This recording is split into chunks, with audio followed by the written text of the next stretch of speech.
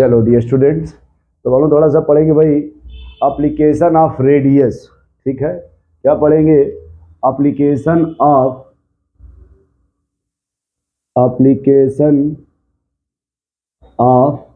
Radius. ठीक है, तो पहला आप लोग पढ़ेंगे पीरियड में। कहाँ पढ़ेंगे? पीरियड में। ठीक है,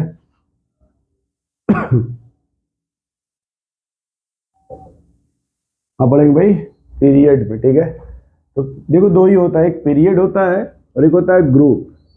पीरियड और ग्रुप, है ना? दोनों यही पढ़ लेते एक साथ और अच्छा रहेगा। अब देखो, पीरियड का मतलब होता है कि जब हम मूव करते हैं लेफ्ट से राइट की तरफ, लेफ्ट से राइट की तरफ। ठीक है, तो इसमें देखो क्या होता है कि जब भी हम लेफ्ट से राइट जाते हैं तो इधर जो जेड इफेक्टिव होता है, जेड इफेक्टिव वो बढ़ता है। जेड इफेक्टिव क्या होता है? बढ़ता है। तो जेड इफेक्टिव जब बढ़ता है तो यहाँ देखो क्या कहा जाता है, जो एटॉमिक रेडियस है वो इनवर्सली प्रोपोर्शनल जेड इफेक्टिव के, या कहो कि जेड इफेक्टिव के इनवर्सली प्रोपोर्शनल एटॉमिक रेडियस। तो एक बात को इसमें याद किया जाएगा। ठीक है, और यहाँ पे सेल कांस्टेंट होता है, जो एन होता है वो कांस्टेंट होता है, क्योंकि आप पीरियड में जा रहे हो ना। जैसे मान लो आपने कोई पीरियड ले लिया, जैसे मान लो हमने ले लिया second period, lithium, beryllium, boron, carbon, nitrogen, oxygen, fluorine और नियॉन। देखो इसमें क्या होगा कि जब हम लेफ्ट से राइट जाएंगे, लेफ्ट से राइट जाएंगे तो जेड इफेक्टिव हमारा बढ़ेगा। जब जेड इफेक्टिव बढ़ेगा तो जो एटॉमिक रेडियस है वो घटेगा। बोलो, एटॉमिक रेडियस क्या होगा? घटेगा। तो ऑर्डर लिखेंगे तो देखो क्या लिखा जाएगा, lithium, beryllium, boron, carbon, nitrogen, oxygen, fluorine. अब ये देखो, ये नोबल गैस है ना नियॉन, ये सबसे ज्यादा होता है। ये क्या होता है? सबसे ज्यादा होता है नोबल गैस, है ना, क्योंकि इसको बोलते हैं वंडर वाल गैस। उससे कम थोड़ा होगा मेटालिक रेडियस, उसके बाद थोड़ा कम होगा कोवेलेंट रेडियस। अगर सेकेंड का ऑर्डर ये होगा, मान लो अगर थर्ड सेल है, थर्ड सेल, ठीक है, या थर्ड पीरियड बोलो, थर्ड, तो उसमें कौन आएगा? Sodium, magnesium, aluminium. ये देखो, तो पहले इधर घटेगा, रेडियस इधर घटेगा, लेकिन किसका ज्यादा हो जाएगा? आर्गन का सबसे ज्यादा। क्यों होगा? क्योंकि वो गैस है ना, वो तो उसका सबसे ज्यादा होगा। ठीक है, ये देखो ये ऑर्डर हो जाएगा। समझ गए भैया? फिर थोड़ी बात करते हैं अभी, इसमें और क्वेश्चन सेट करके समझाएंगे, अभी गुस्सा मत होना। भी ये भी समझा रहे हैं कि एप्लीकेशन क्या होगा। अब देखो, जब ग्रुप में आओगे तो ग्रुप का मतलब होता है टॉप टू बॉटम। टॉप से कहाँ रहे हो? बॉटम की तरफ। जब टॉप से बॉटम आओगे तो जो जेड इफेक्टिव होता है वो कांस्टेंट होता है। जेड इफेक्टिव कांस्टेंट होता है। तब हम कैसे देखते हैं यहाँ पर रेडियस? ठीक है, तो कहते हैं कि जब हम ग्रुप में जाएंगे, जो हमारा एटॉमिक रेडियस होगा डायरेक्टली पर होता है सेल के, सेल का हो या पीरियड का हो या एन का हो। ठीक है भाई, रेडियस बराबर होता है 0.529 into n square by Z.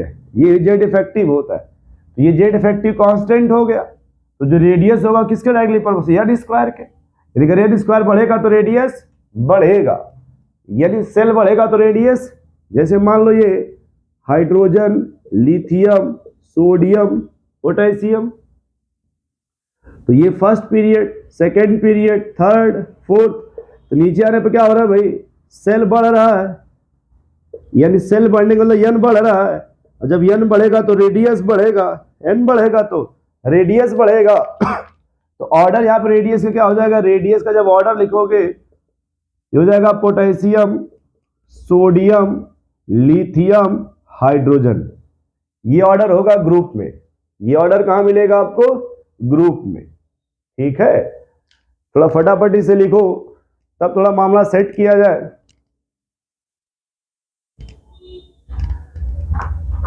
चलो अब देखो, ये समझ गया पहले कम से कम पीरियड में क्या होगा कि लेफ्ट से राइट जाने पर घटता है और ग्रुप में क्या होगा, नीचे आने पर बढ़ेगा। ठीक है, ग्रुप में क्या होता है, बढ़ता है। अब हेडिंग लिखना आप आयनिक रेडियस, ये क्या होता है, हेडिंग लिखना आयनिक रेडियस, हेडिंग लिखो आयनिक रेडियस। ठीक है, लिखना इसमें इफ एनी आयन,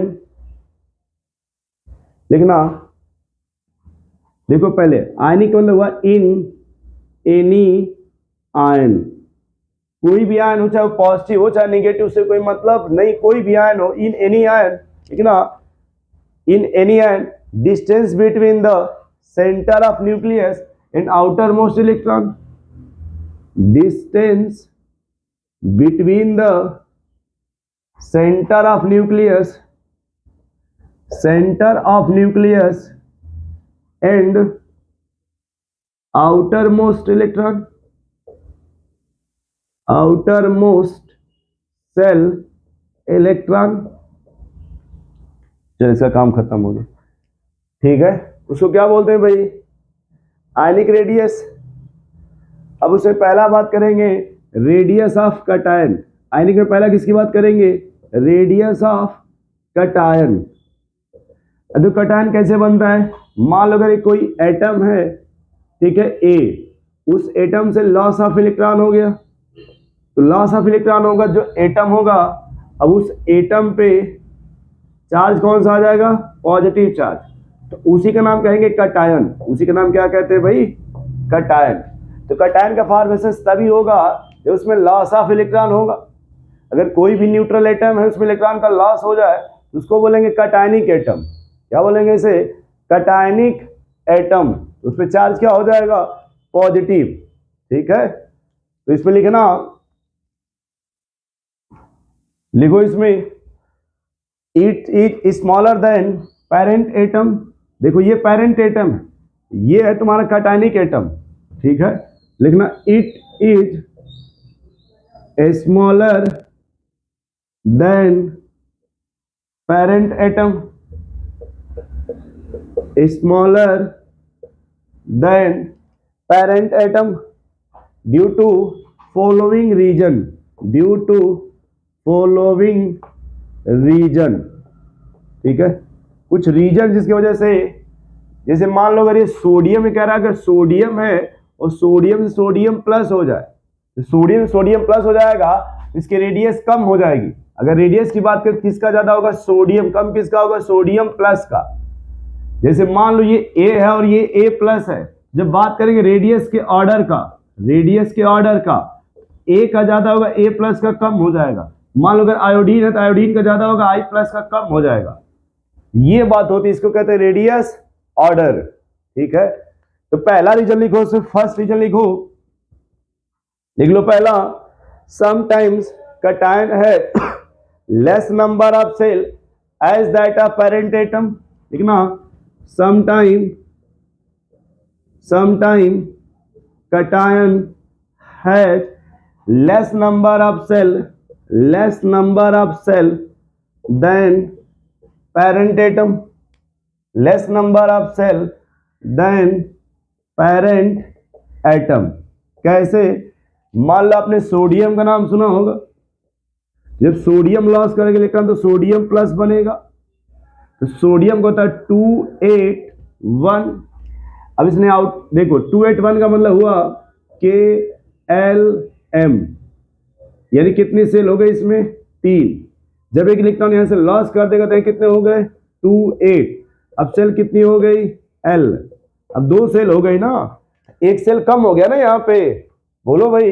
तो मान लो अगर ये न्यूक्लियस रहा होगा पहले और यहाँ पे इलेक्ट्रॉन रहा होगा, ये मान लो रेडियस R1 हो गया, यहाँ फिर ये न्यूक्लियस है और फिर यहाँ इलेक्ट्रॉन है, तो पहले मान लो रेडियस कितनी थी, 3, अब कितनी हो गई, 2, सेल 2 हो गई, इसको मान लो R2। तो जब यहाँ ऑर्डर पूछा जाएगा, ऑर्डर ऑफ रेडियस, तो R1 ज्यादा होगा किससे, R2 से। क्यों, क्योंकि पहले आप देखो 3 सेल थी तो ज्यादा डिस्टेंस था, अब सेल कम हो गया तो कह सकते हैं सर सेल में और रेडियस में क्या रिलेशन है, तो इनवर्सली रिलेशन होगा। कैसा रिलेशन होगा भाई, इनवर्सली रिलेशन होगा। क्यों, क्योंकि अगर रेडियस देखो सेल घट गया ना यहां जब कटायन बना, तो जब सेल घट गया, नहीं रुको, डायरेक्टली प्रोपोर्शनल होता ना सेल और रेडियस में, सेल और रेडियस में डायरेक्टली रिलेशन होता है। तो सेल अगर कम हो गया तो रेडियस भी कम हो जाएगा, रेडियस भी क्या हो जाएगा, कम हो जाएगा। दूसरा इसमें लिखना, एक और इसका रीजन होता है कि जब कोई भी न्यूट्रल से कटायन बनता है तो उसका जेड इफेक्टिव बढ़ जाता है, उसका जेड इफेक्टिव बढ़ जाएगा। जब जेड इफेक्टिव बढ़ जाएगा तो वैसे ही रेडियस घट जाएगा। दूसरा लिखना इसमें सेकंड, पहला मान लो सेल हो गया, दूसरा लिखो when a neutral is converted into positive ion, लिखना when neutral atom converted into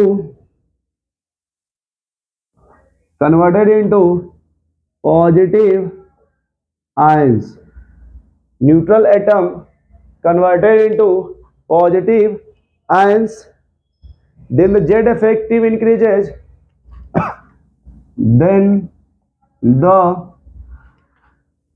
Z effective increases, then the size decreases, then the size decreases। ठीक है, अब जैसे मान लो यहाँ पे mg है, क्या है mg से बना mg प्लस, फिर बना mg प्लस 2, समझ गए, mg प्लस 2। तो मान लो बात करते जेड इफेक्टिव, किसका, जेड इफेक्टिव का। अब देखो यहाँ जेड इफेक्टिव क्या होगा, कह रहा जब न्यूट्रल एटम कन्वर्ट होगा कटायन में पॉजिटिव चार्ज में, जेड इफेक्टिव बढ़ेगा, यानी यहाँ जो भी जेड इफेक्टिव होगा पहले से बढ़ जाएगा। फिर देखो कन्वर्ट हो रहा कटायन में, यहाँ जेड इफेक्टिव और बढ़ेगा। तो जब जेड इफेक्टिव बढ़ेगा तो बात करेंगे रेडियस का, किसका बात करेंगे भाई, रेडियस का। अब देखो जब जेड इफेक्टिव बढ़ेगा तो रेडियस यहाँ पे घटेगा, यहाँ और बढ़ा तो रेडियस और घट जाएगा। बोलो भाई, रेडियस और घट जाएगा। तो जितना ज्यादा पॉजिटिव चार्ज बढ़ेगा उतना जेड इफेक्टिव बढ़ेगा, और जितना जेड इफेक्टिव बढ़ेगा उतना रेडियस घटेगा। जब ऑर्डर लिखोगे यहाँ पे रेडियस का, तो देखो रेडियस हो जाएगा radius of M G plus, और radius M G plus plus, ठीक है, radius of M G plus plus. जितना पॉजिटिव चार्ज बढ़ेगा उतना ही रेडियस घटेगा, ठीक है।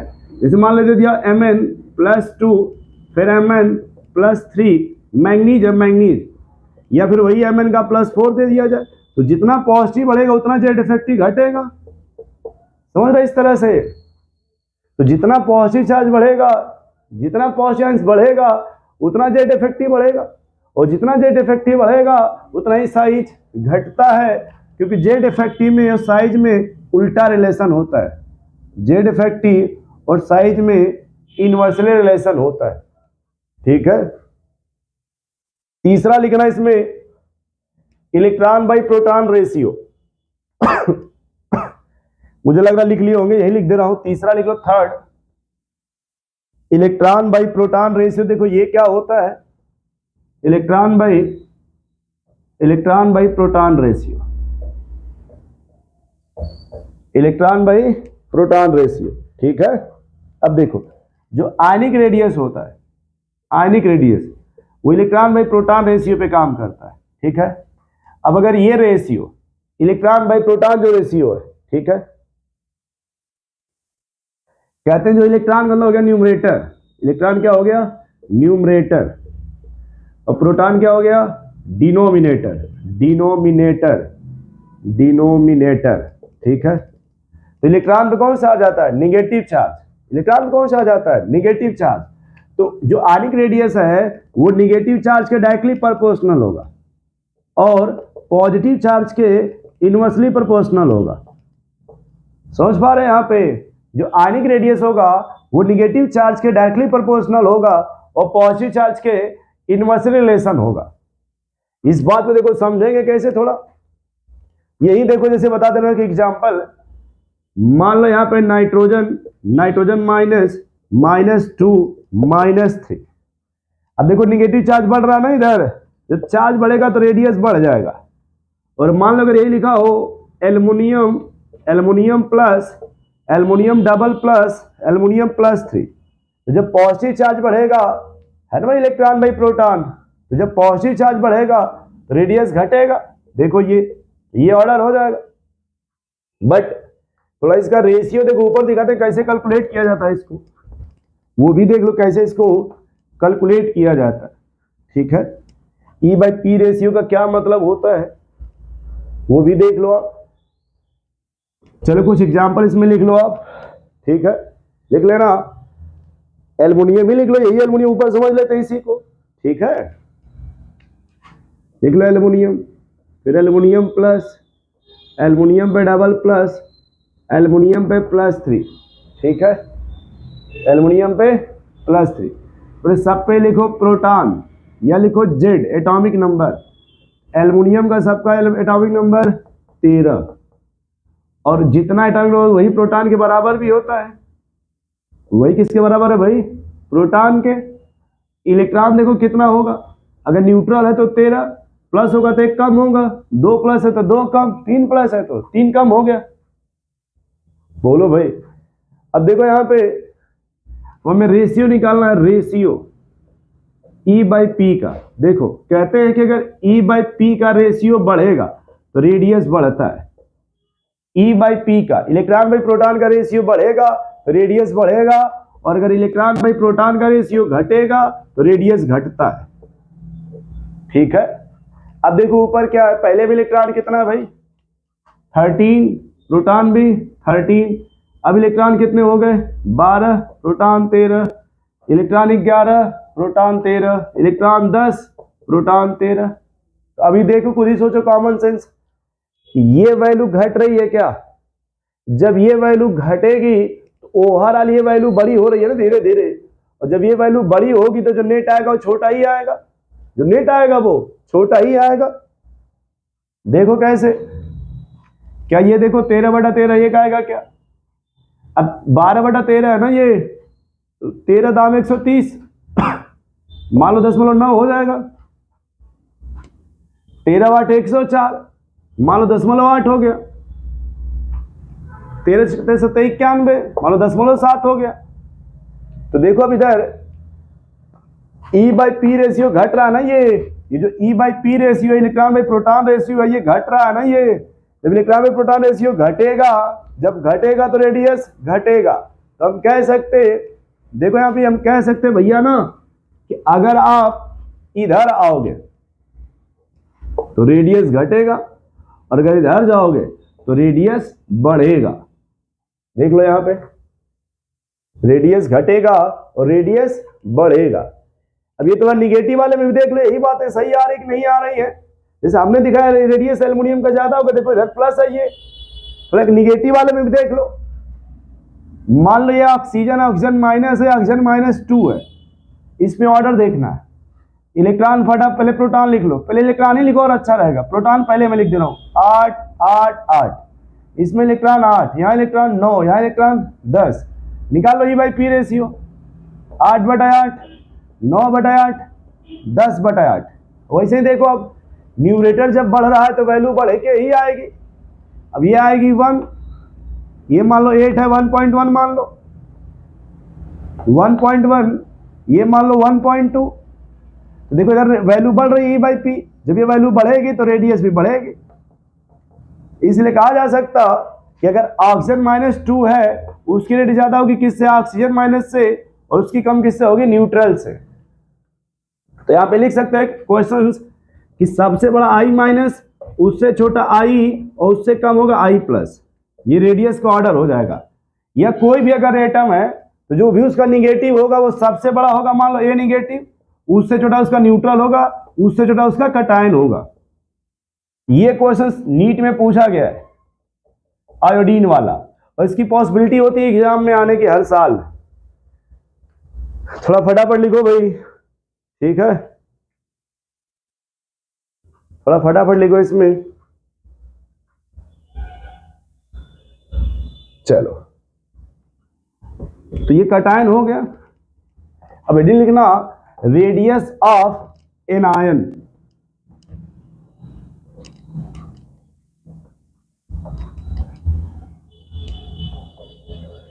Radius of an ion.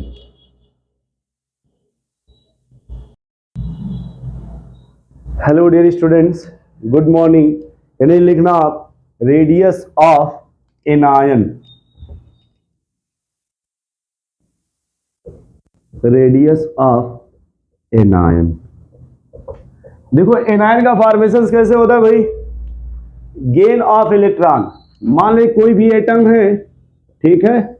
अब अगर इलेक्ट्रॉन गेन करेगा, जब इलेक्ट्रॉन गेन करता है तो एन आयन का फॉर्मेशन होता है। अब समझना कि पहले तुम्हारे पास ये एरिया थी, मान लो ये न्यूक्लियस हो गया, ठीक है, और ये एरिया थे, तुमको इलेक्ट्रॉन बाहर से और मिल गया। जब और मिल गया तो तुम्हारी एरिया अब और बड़ी हो जाएगी, एरिया क्या हो जाएगी, और बढ़ जाएगी। तो कहा जाएगा कि जो भी एनायन होगा, जो भी एनायन होगा, अब एनायन का जो भी होगा वो निगेटिव होता है, तो उसकी रेडियस बड़ी होगी अपने पेरेंट एटम से, उसकी रेडियस बड़ी होगी अपने पेरेंट एटम से। जबकि कटायन छोटा हो जाता है पेरेंट एटम से, क्यों, इलेक्ट्रॉन चला जाता है उसमें से।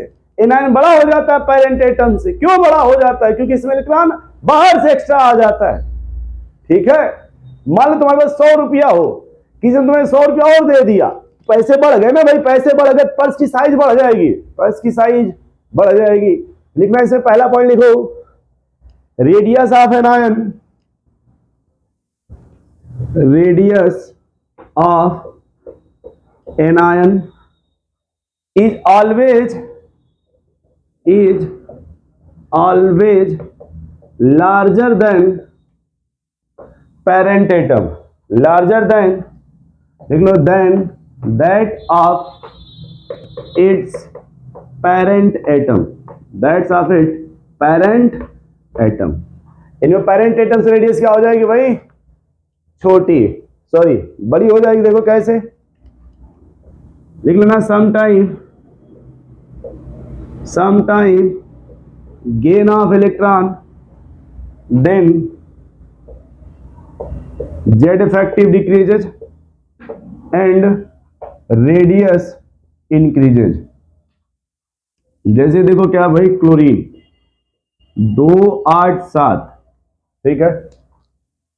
अभी जब क्लोरीन इलेक्ट्रॉन गेन करेगा तो वही क्लोरीन रहेगा, हो जाएगा 288, ये हो जाएगा अब माइनस, सेल उतना ही है, तो कहेंगे कि सर यार जो भी जेड इफेक्टिव रहा होगा, अब यहाँ पे वही जेड इफेक्टिव घट जाएगा, वही जेड इफेक्टिव घट जाएगा, तो जो रेडियस होती है उसकी इनवर्सली प्रोपोर्शनल होती है, तो यहाँ पे जो रेडियस होगी वो बढ़ जाएगी। क्यों, क्योंकि जेड इफेक्टिव और रेडियस में उल्टा साइज चलता है, आयनिक रेडियस में साइज कैसा चलता है भाई, उल्टा रिलेशन। तो जब भी अगर न्यूट्रल से एनायन बनेगा, जेड इफेक्टिव घटेगा, और जेड इफेक्टिव घटेगा तो रेडियस बढ़ जाता है, रेडियस बढ़ जाएगा। तो ऐसे में इलेक्ट्रॉन प्रोटॉन रेशियो भी देख लो,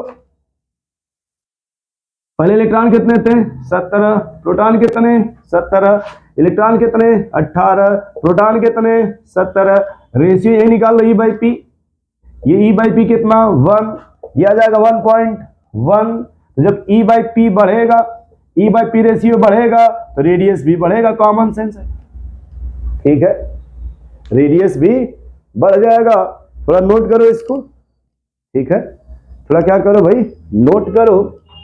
और एक टर्म लिखना isoelectronic, previous year NEET और जी में पूछा गया क्वेश्चंस आइसो इलेक्ट्रॉनिक से। किससे पूछा गया भाई, आइसो इलेक्ट्रॉनिक, देख लेना, आइसो इलेक्ट्रॉनिक। देखो आइसो इलेक्ट्रॉनिक क्या होते हैं भाई, इसमें सेम नंबर ऑफ इलेक्ट्रॉन होगा, same number of electron is called iso electronic.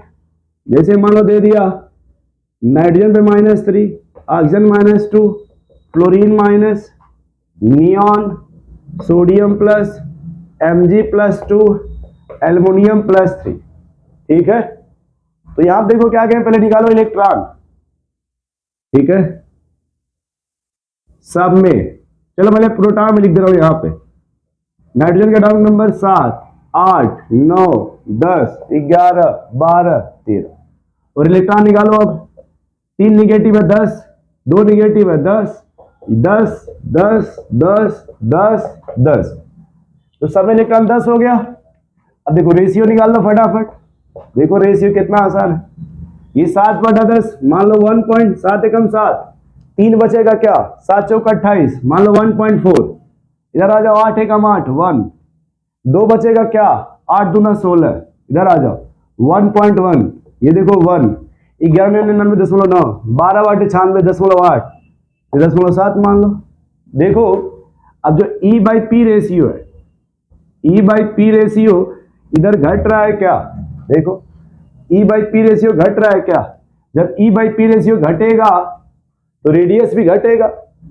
जब ये इलेक्ट्रॉन बाई प्रोटॉन रेशियो घट रहा है तो रेडियस भी क्या होगा, घट जाएगा। ठीक है, ऑर्डर क्या लिखोगे इसमें आइसोइलेक्ट्रॉनिक में कि सब जितना निगेटिव, फिर उससे कम निगेटिव, उससे कम निगेटिव, फिर न्यूट्रल, फिर जिसपे सबसे कम पॉजिटिव, उससे ज्यादा पॉजिटिव और उससे ज्यादा पॉजिटिव। ठीक है, ये ऑर्डर नीट में पूछा गया है।